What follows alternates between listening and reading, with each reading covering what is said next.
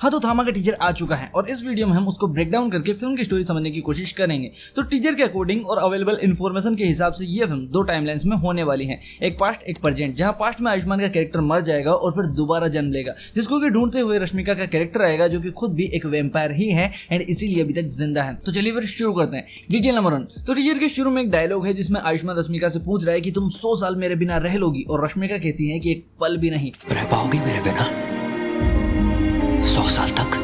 अब भाई ये डायलॉग पास्ट टाइमलाइन का है, मतलब कि जब आयुष्मान और रश्मिका दोनों वैम्पायर थे, एक दूसरे से प्यार करते थे और साथ रहते थे। एंड मे भी वैम्पायर के बारे में कहा जाता होगा कि एक वैम्पायर मरने के 100 साल बाद दूसरा जन्म लेता है। तो यही बात आयुष्मान रश्मिका से पूछ रहा है कि क्या तुम मेरे मरने के बाद मेरे बिना 100 साल रह सकोगी। एंड तब रश्मिका कहती है कि एक पल भी नहीं।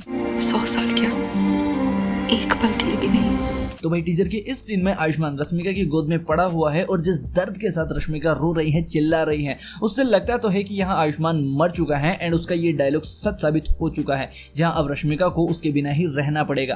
Detail number 2। तो उसके बाद शायद कहानी प्रेजेंट टाइमलाइन में आती है, जहां आयुष्मान एक जंगल में है और उस पर एक भालू अटैक कर देता है एंड यहाँ शायद उसे रश्मिका बचाती है, जो कि जंगल में दिखती भी है। बाकी फिर इन्हीं कपड़ों में से जंगल के बीच इस मंदिर जैसी जगह पर हम देखते हैं, जहां पर कि शायद ये लोग लोगों की बलि देते हैं और रश्मिका भी इनके साथ मिली हुई है। तो ये आयुष्मान को यहाँ बलि के लिए लाते हैं, मगर इसके बाद एक सीन में हम देखते हैं कि रश्मिका रेड ड्रेस में आयुष्मान को जंगल से लेकर भाग रही है। अब भाई यहाँ भी रश्मिका ने रेड ड्रेस पहनी हुई है, तो डेफिनेटली यहीं से वो आयुष्मान को लेकर भाग जाती है। मगर क्यों? तो ऐसा हो सकता है कि यहाँ आयुष्मान को लाने के बाद उसे याद आता है अपना पास्ट का प्यार, और वो आयुष्मान को पहचान लेती है एंड उसकी बलि नहीं देने देती और उसे वहां से लेकर भाग जाती है, जो कि सीन में वो भाग रही है। तो उसके बाद इस सीन में आयुष्मान हॉस्पिटल के बेड पर घायल पड़ा हुआ है, उन्हीं कपड़ों में जिनमें वो जंगल में था। तो आई थिंक रश्मिका उसे वहां से बचाकर इस हॉस्पिटल में ही लाती है। Detail number 3। तो इस सीन में रश्मिका का बैकग्राउंड और इस सीन में आयुष्मान का बैकग्राउंड लगभग सेम है, यानी कि दोनों एक ही जगह पर खड़े हैं। और फिर इस सीन में जहां रश्मिका आयुष्मान को छू रही है, तो यहाँ रश्मिका के बालों में गुलाब लगा हुआ है और इस आग वाले सीन में भी उसके बालों में गुलाब है। हाँ, इस सीन में उसने सोल ओढ़ रखा है, जो कि शायद आयुष्मान ने ही उसे दिया होगा, वरना अंदर के कपड़े इस सीन वाले ही हैं। कुल मिलाकर बात यह है कि रश्मिका यहाँ आयुष्मान से मिलने आई है और उसे छूकर महसूस कर रही है,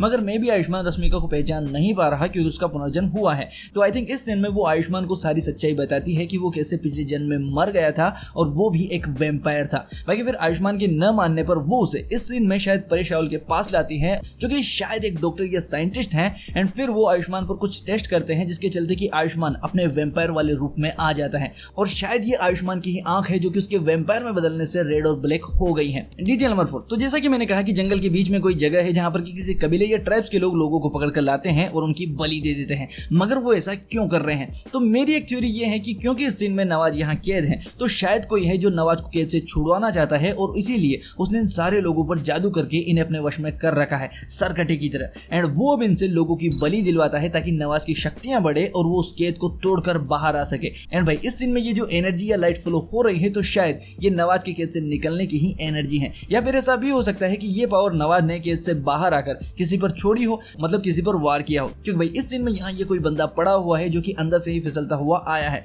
तो शायद इस पावर का इस्तेमाल नवाज ने इस बंदे पर किया है। बट ये बंदा एक्चुअल में कौन है या कौन हो सकता है, ये आप मुझे कमेंट में जरूर बताना। बाकी भाई रश्मिका का भी नवाज से कोई रिश्ता या कनेक्शन हो सकता है, क्योंकि आयुष्मान के बलि पर आने से पहले तक तो वो भी इस बलि प्रथा को सपोर्ट कर रही थी। तो क्या वो मजबूरी में कर रही थी या जानबूझकर? Detail number 5। तो भाई इस कार सीन में किसी लड़की के नाखून एकदम बड़े हो जाते हैं और मे भी ये और कोई नहीं रश्मिका है, एंड फिर वो इस बंदे को धक्का देती है। अब एक थ्योरी के हिसाब से तो ये बंदा आयुष्मान हो सकता है, एंड कार में क्योंकि रश्मिका अपने वैम्पायर रूप में आ रही है, तो वो उस टाइम खुद पर कंट्रोल खोकर यहाँ आयुष्मान को धक्का दे देती है। बाकी दूसरी थ्योरी ये है कि हो सकता है कि ये बाहर खड़ा आदमी भास्कर हो, एंड क्योंकि अभी अभी रश्मिका वैम्पायर बनकर किसी का खून पीकर आई है, तो भास्कर उसका पीछा करते हुए यहाँ कार तक आया है, एंड यहाँ रश्मिका उसको धक्का मारती है या उस पर अटैक करती है, और फिर शायद भास्कर रश्मिका के वहां से निकलते टाइम खुद भी भेड़िया बनकर कार में घुस जाता है और दोनों में कार के अंदर ही फाइट होती है, एंड इससे ये गाड़ी आउट ऑफ कंट्रोल होकर यहाँ गिर जाती है, ठुक जाती है। सो ये हो सकता है, ऐसा मेरे को लगता है। वैसे भी भाई स्त्री 2 के एंड क्रेडिट सीन में भास्कर के मुंह से ही थामा मूवी की स्टोरी सेटअप की गई थी। उसके मुंह से ही कहलवाया गया था कि दिल्ली में एक खून पीने वाली दिक्कत आ गई है। ये जो नस है ना, जब दांत डाल के ना खून चूस लेता है। तो मेरे जान ऐसे में भेड़िए का क्रॉस ओवर तो हमें थामा में जरूर देखने को मिलना चाहिए। तो आई थिंक ये कार वाला सीन वही सीन है एंड फिर रश्मिका का पीछा करते करते वो यहाँ जंगल के बीच इस अड्डे पर भी आ चुका है। Detail number 6। अच्छा, तो इस सीन में आयुष्मान किसी छत पर खड़ा है एंड यहाँ ये एक पोस्टर भी लगा हुआ है जिसमें कि ये एक डेविल फेस भी है, प्लस साथ में लिखा हुआ है fuel your fire unleash the beast, यानी कि अपने अंदर की आग को भड़काओ और अपने अंदर के जानवर को बाहर निकालो। तो शायद ये एक मैसेज है आयुष्मान को अपने वेम्पायर रूप में आने के लिए और शायद वो यहाँ इस छत पर वेम्पायर बनने वाला है। एंड भाई इस सीन में आयुष्मान वेम्पायर बनकर किसी बिल्डिंग से कूद रहा है, तो डेफिनेटली इसी सीन के बाद का ये दूसरा सीन है जहां आयुष्मान अपने अंदर का जानवर बाहर ला चुका है और वेम्पायर बन चुका है। Detail number 7। तो कुछ छोटी छोटी डिटेल्स है जैसे कि इस गाने में रश्मिका यहाँ किसी पर अटैक कर देती है, मगर किस पर और क्यों। बाकी नवाज यहाँ कहता है कि 75 सालों से कोई रोमांस नहीं देखा, तो भाई इसका मतलब है कि वो यहाँ 75 सालों से कैद था और अब आजाद हुआ है। बाकी इसी सीन में वो जिस पिलर पर बैठा हुआ है तो ये थोड़ा सा टूटा हुआ है एंड आयुष्मान के इस पोस्टर में आयुष्मान शायद यहाँ उसी जगह के अंदर फाइट कर रहा है और शायद इसी फाइट में उसकी डेथ हुई थी, तो ये पिलर भी आयुष्मान की उसी फाइट में शायद टूटा था, या ऐसा भी हो सकता है कि क्योंकि ये बहुत पुरानी जगह है तो इसीलिए भी ये टूटा हुआ है। बाकी भाई थामा के टीजर के टेक्स्ट और बैकग्राउंड में रेड कलर हमें देखने को मिलता है एंड रेड खून का कलर है और खून तो वेम्पायर पीते ही है। बाकी थामा का जब टेक्स्ट आता है तो बिजली कड़कती है और चमगादड़ उड़ते हैं जो कि रिप्रेजेंट करते हैं एक वेम्पायर को। एंड अब लास्ट डिटेल, तो ये डेफिनेटली आयुष्मान की आंख है जो कि उसके वेम्पायर बनने के बाद ऐसी हुई है, तो इसमें रेड कलर वेम्पायर के लिए खून की प्यास और हिंसा को सिंबलाइज कर रहा है, साथ ही ब्लैक कलर शैतानी ताकतों को। चलिए भाई आज की वीडियो में बस इतना ही। उम्मीद है कि आपको वीडियो अच्छा लगा होगा, तो वीडियो को लाइक और चैनल को सब्सक्राइब जरूर कीजिए। चलिए बाय।